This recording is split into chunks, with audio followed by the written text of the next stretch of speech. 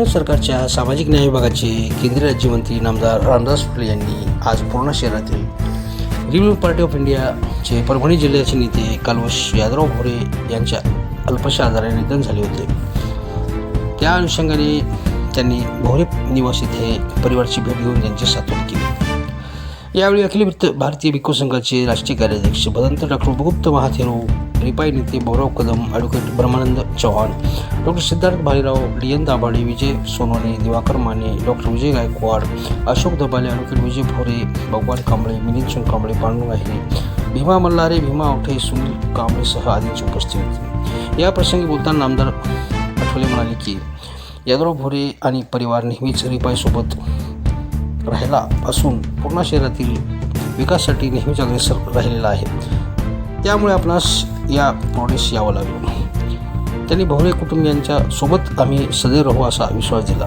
तर बौद्ध विहारात जाऊन बौद्ध विहाराची पाहणी केली। या प्रसंगी त्यांचा स्मारक समितीच्या वतीने सत्कार करण्यात आला। बौद्ध विहाराच्या विकासासाठी सर्वतोपरी मदत करण्याचे त्यांनी यावेळी आश्वासन दिले।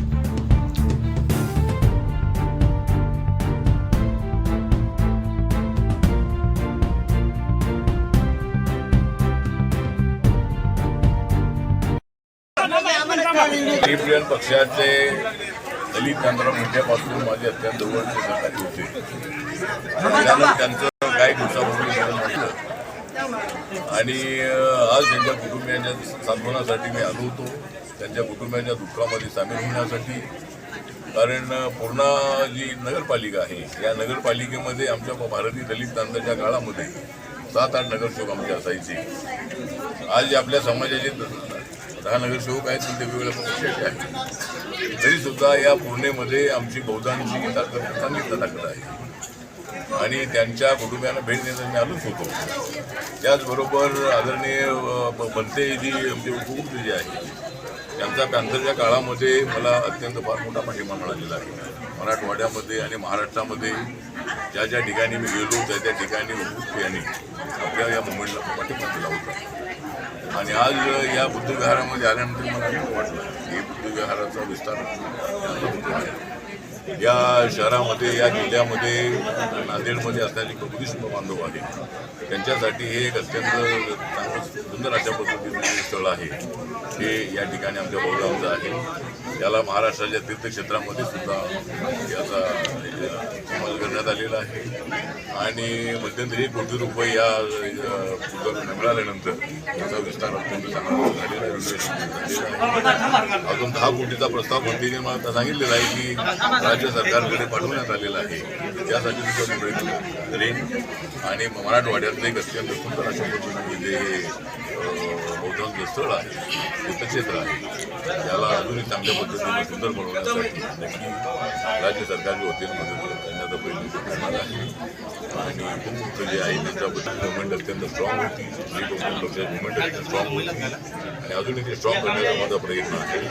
सर्व रिपब्लिकन पक्षाचे जे नेते आहेत या सर्वांना एकत्र आणण्याचा माझा प्रयत्न राहणार आहे। बाबासाहेबांचा एकच पक्ष पद्धतीचा प्रयत्न आवश्यक आहे, त्यासाठी माझा प्रयत्न। महाबोधी विहारासाठी आपल्या पक्षाची भूमिका काय? भूमिका महाबोधी विहारासाठी काय आहे, काय मागणी असेल सरकारकडे? महाबोधी महाविहाराची मागणी आमची अनेक वर्षांपासूनची आहे की महाबोधी महाविहार ज्या ठिकाणी गौतम बुद्धांना ज्ञानप्राप्ती झाली होती, मजुरांना बंदिलेलं होता, झाला तुमचा फोटो आला।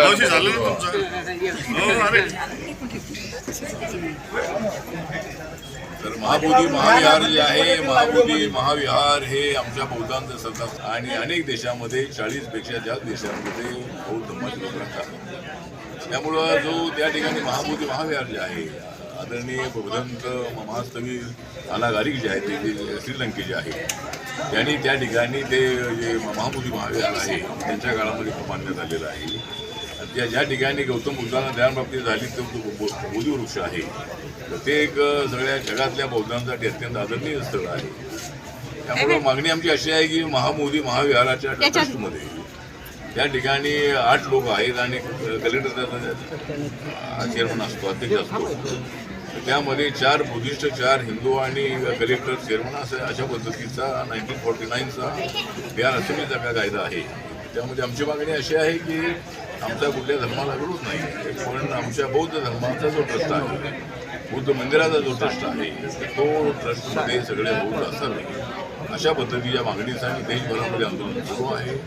मी परवा 22 तारखेला मी बोधगयामध्ये होतो आणि त्या ठिकाणी आपण जवळजवळ 20 देशाच्या बौद्धिकांच्या समोर मी त्यांना असं दिलेलं आहे. हा जो ट्रस्ट आहे या ट्रस्टमध्ये अमेंडमेंट करण्यासाठी नक्की मी प्रयत्न करेन. आणि आमचं एवढंच म्हणणं आहे की जर इतर धर्माच्या ट्रस्टमध्ये जर आमचे लोक नाही आहे तर आमच्या धर्माच्या ट्रस्टमध्ये इतर धर्माचे असू नये तेवढंच आमचं म्हणणं आहे. हिंदू धर्माला किंवा त्यांना कोणाला विरोधचा विषय नाही आहे.